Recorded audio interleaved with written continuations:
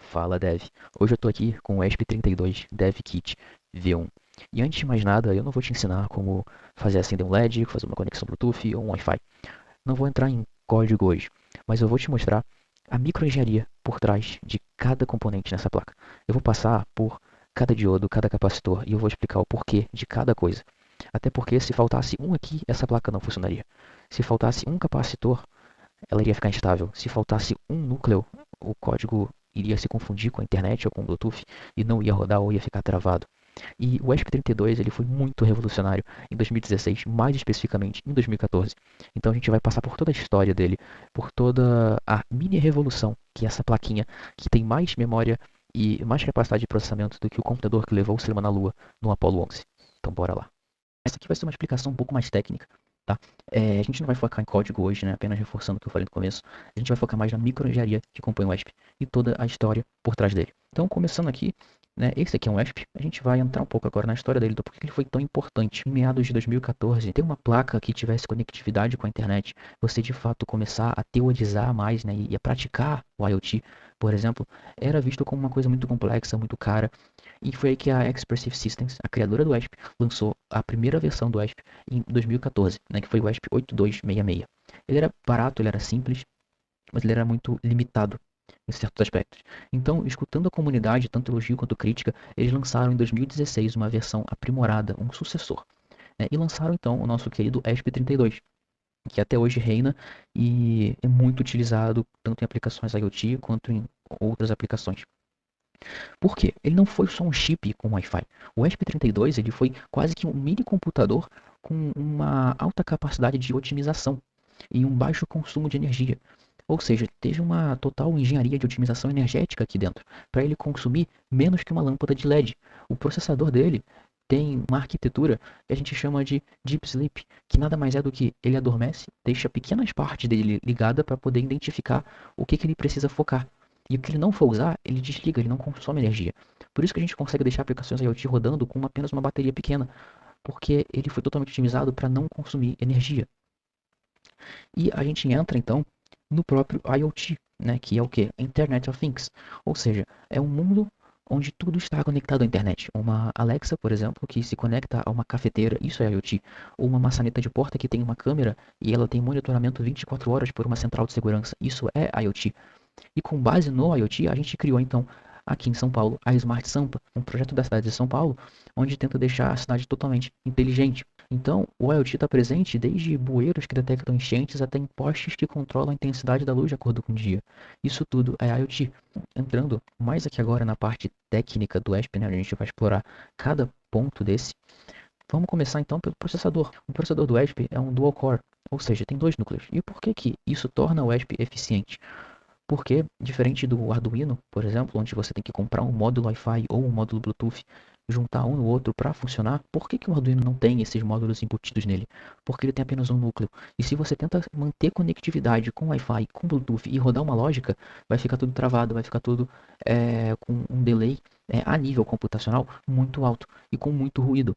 O ESP ele tem dois núcleos, justamente para um núcleo cuidar de Wi-Fi e Bluetooth e conectividades externas e um outro núcleo cuidar puramente da lógica do seu código. Por isso que ele funciona de uma forma tão leve. Por isso que ele não fica com tantas interferências externas, mesmo com o Wi-Fi ou com o Bluetooth ligado. Ele tem essa separação dentro dele muito bem definida. Aqui em cima a gente tem uma antena de rádio invertida. Eu não consigo mostrar aqui, mas nessa imagem dá para ver melhor como é que é a do ESP32. Essa que está aqui é a do ESP8266, mas tem a mesma funcionalidade, que é o quê?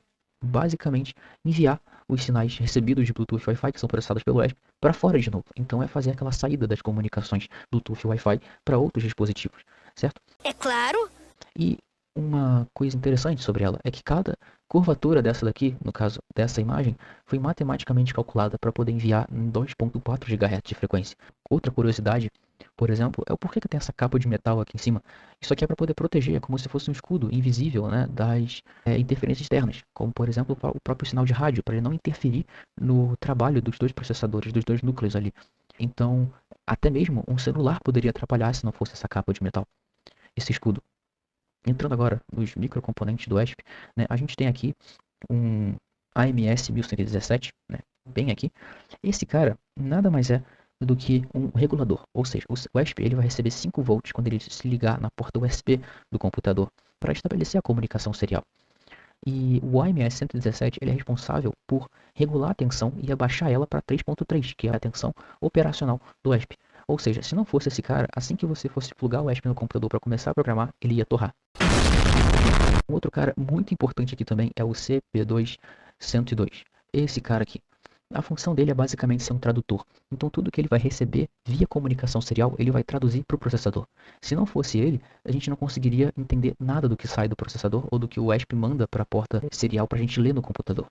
Então ele é o principal responsável por você conseguir abrir, por exemplo, na ideia do Arduino, onde a gente também consegue programar em ESP, aquela COM5, por exemplo, e ver o que a gente está usando colocando como print no monitor serial.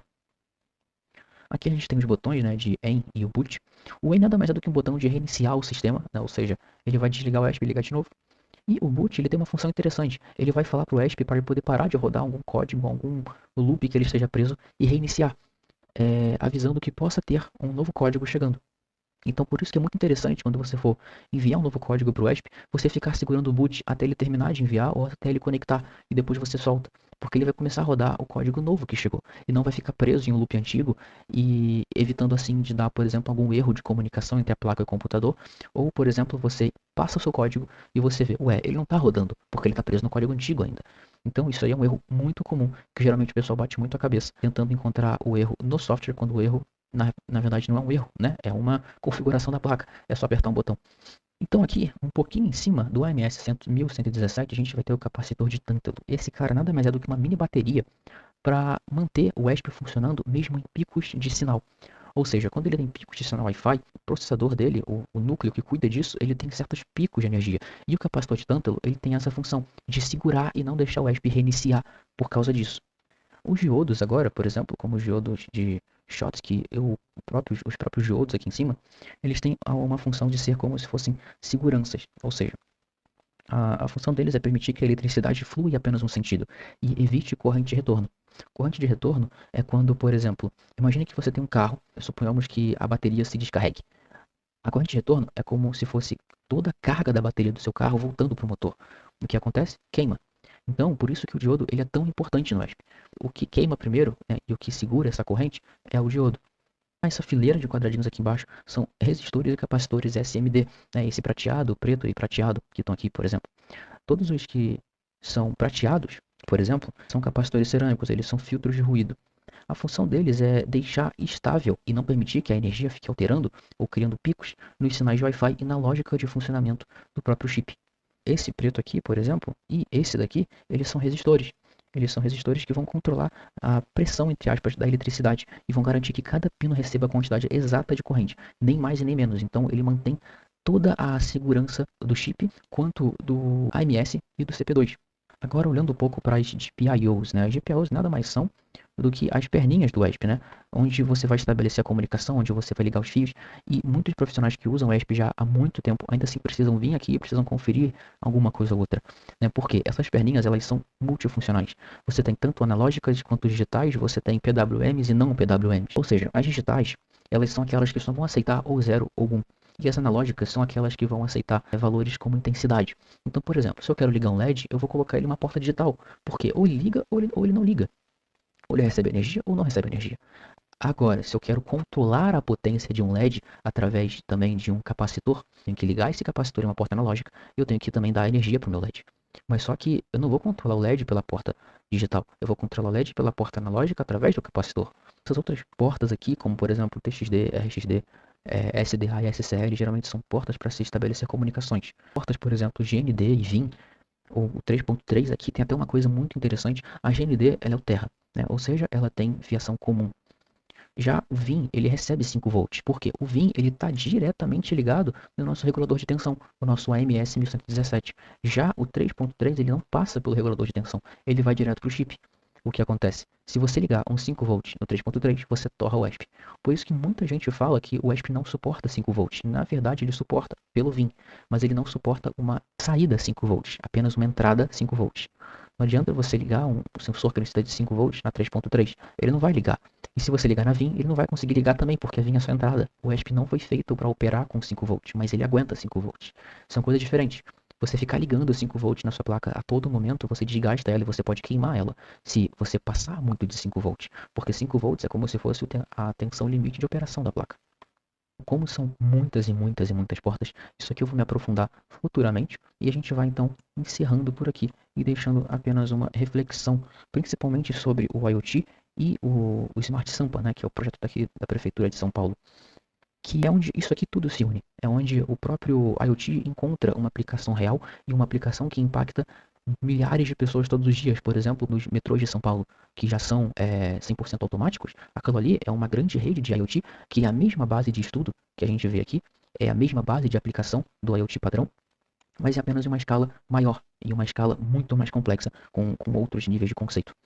Mas a base em si de comunicação é toda a mesma. E em cada projeto que existe, é como se existisse lá um mini ESP, com esses mesmos componentes e essa mesma microengenharia. E esse é o primeiro passo para a gente realmente entender como é que tudo funciona por baixo dos panos e conseguir criar soluções que realmente impactam. No caso do Smart Sampa, impacta uma cidade, impacta a maior metrópole do Brasil. E se você gostou desse conteúdo, se inscreve no canal, ativa o sininho, porque todo final de semana tem conteúdo novo dessa profundidade e dessa qualidade.